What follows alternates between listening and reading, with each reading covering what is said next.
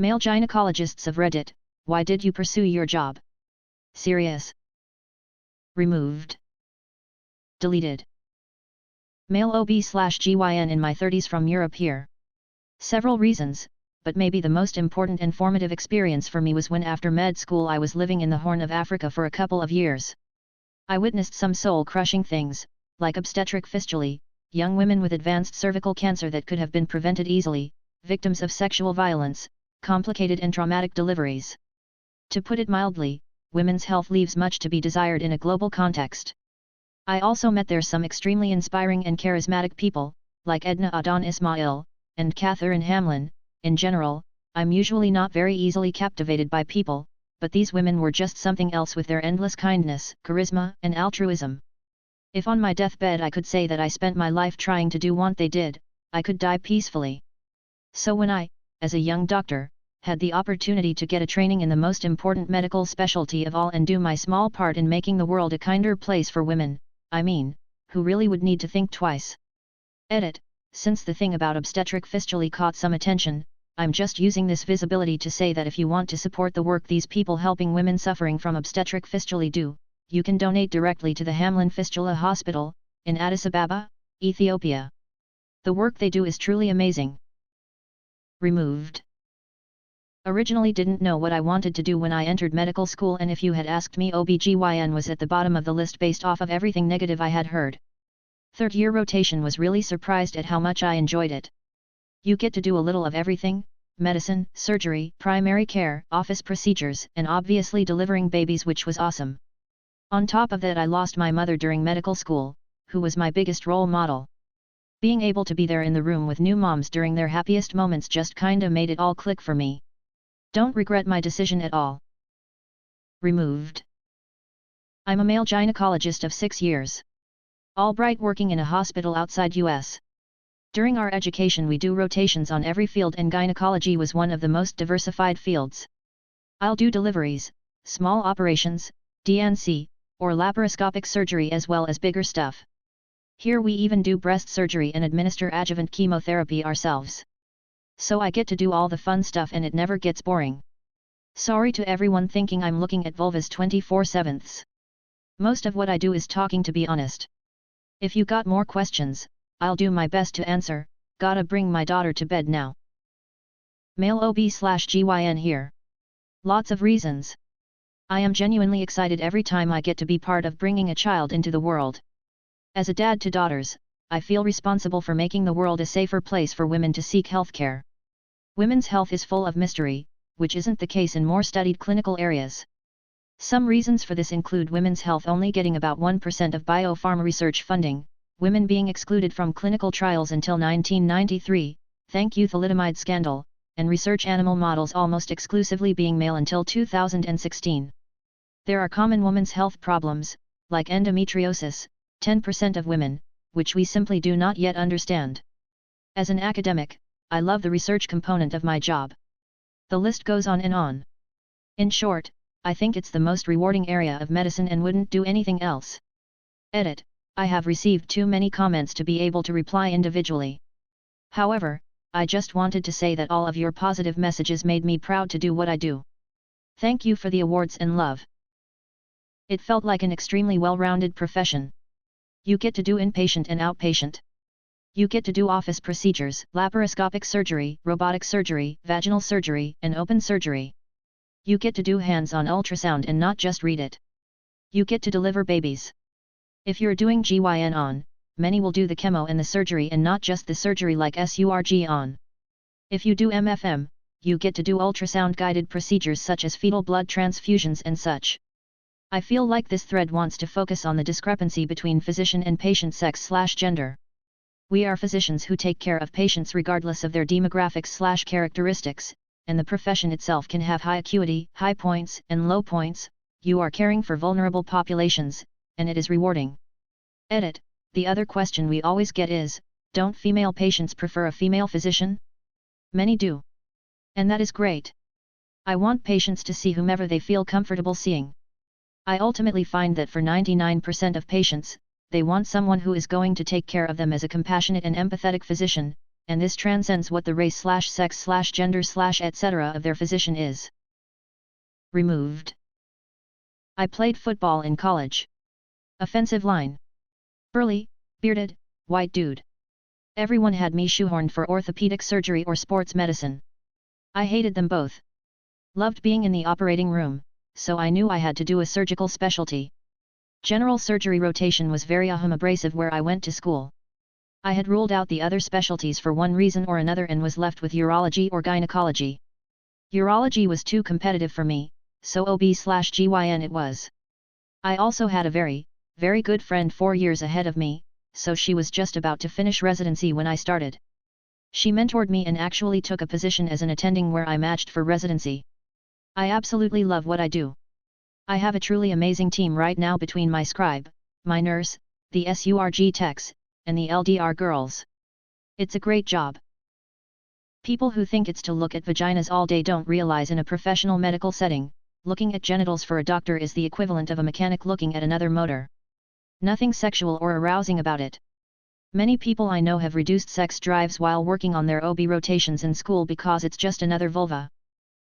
Seems like most of the comments are just people who know someone. Actual male OB/GYN here, for almost 20 years now. Live my job.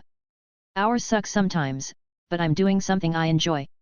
Get to do primary care, get to do surgery. My first revelation in med school was a lot of fields have a few things that are the bulk of their time, basically their bread and butter. Primary care?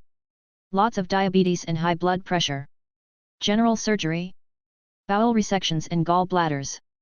And tubes and tonsils. Loved cardiology, but couldn't stand the thought of doing 3 years of internal medicine or petty tricks to get to the point. But in OB/GYN, every day is different. Surgery, office, labor, and delivery. Most of my patients want to be there because something is happening that they wanted, not have to be there because something is wrong with them. We help many people on some of the best days of their lives, but also help them through some of the worst. And my work is constantly under attack at this point. I'm in a red state, and I know people are leaving, but I stay behind because my patients can't leave and I can't abandon them. And if I can use my privilege as a middle-aged cis-het white male to get someone to listen to the impact of their decisions on my patients, I'm happy to do what I can. I, male, used to work as a prenatal chemist. This mostly meant screening amniotic fluid and blood serum from pregnant people to detect chemical signals which could indicate an issue with the pregnancy. The first few times, I was like, this stuff is from a uterus? That's so weird, but then it just became another bodily fluid. I took the job simply because it meant a raise, I could do the chemistry, and handle an immunoassayer. The real issue was getting the occasional male trainee who had the sort of cultural background which made him unable to discuss or learn about in entirely clinical context important things like gestational age calculation by last menstrual period vs ultrasound. How did the kid from your school die? There was a boy from a family of alcoholics, parents divorced, he lived with a mom who was a very heavy drinker and a stepdad. Stepdad had a son who spent quite some time in mental facilities and rehab because he fucked up his brain with drug use. The son eventually came home to live with his father and my classmate. One time the classmate accidentally saw his stepbrother sniffing glue from a bag. Stepbrother got mad, poured kerosene on him and lit him up. When his mother saw her child was burning, she jumped out the window and ran away while his younger siblings were trying to put out the fire. Unfortunately, once they managed to, he was already dead. End-stage renal disease. She was doing good for a couple of years and waiting for a transplant while getting regular dialysis, but ended up passing away in 11th grade. In middle school, my neighbor accidentally shot and killed his best friend while hunting. Years later he was beheaded by the Taliban along with 2 Englishmen. Unbearably sad. Fell off a jet ski and then got hit by it when the driver turned around. Drowned.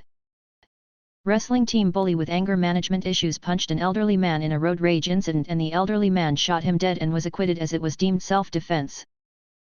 He froze to death in his sleep after passing out in the snow. It was a school trip with his class and they had some beers, but probably some of the first few times they tried alcohol. It was devastating.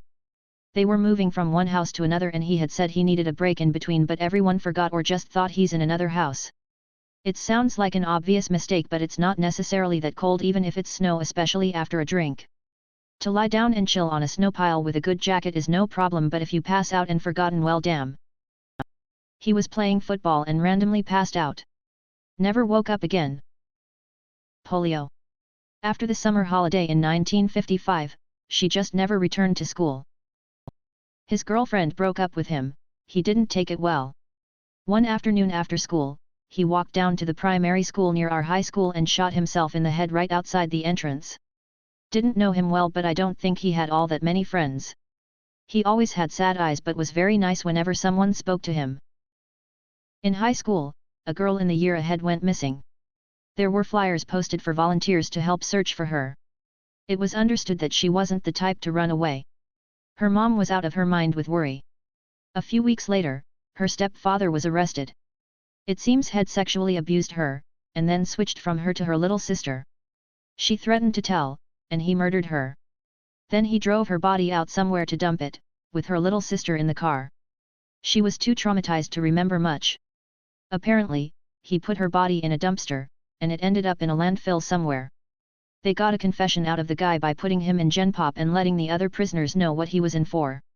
He lasted less than 2 days. Her name was Debbie Moberg. Group of kids got skunk drunk and decided to take a ride down a notoriously winding road. One guy was standing in the back of the truck and fell out as they rounded one of the hairpin curves. Didn't make it. An electrician screwed up rewiring her family's house so a live wire was touching a metal pipe connected to the bath. Her mum was wearing rubber work boots when she filled the bath, so wasn't electrocuted, but she must have accidentally brushed against the tap or gone to add some more water while submerged and was killed instantly.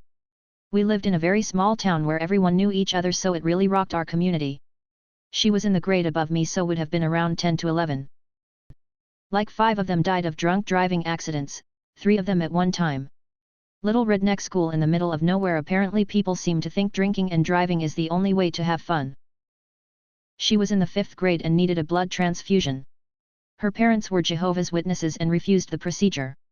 I don't know what condition she had, but she died due to lack of medical care. Try making sense of that at 11 years old. Massachusetts, 1995.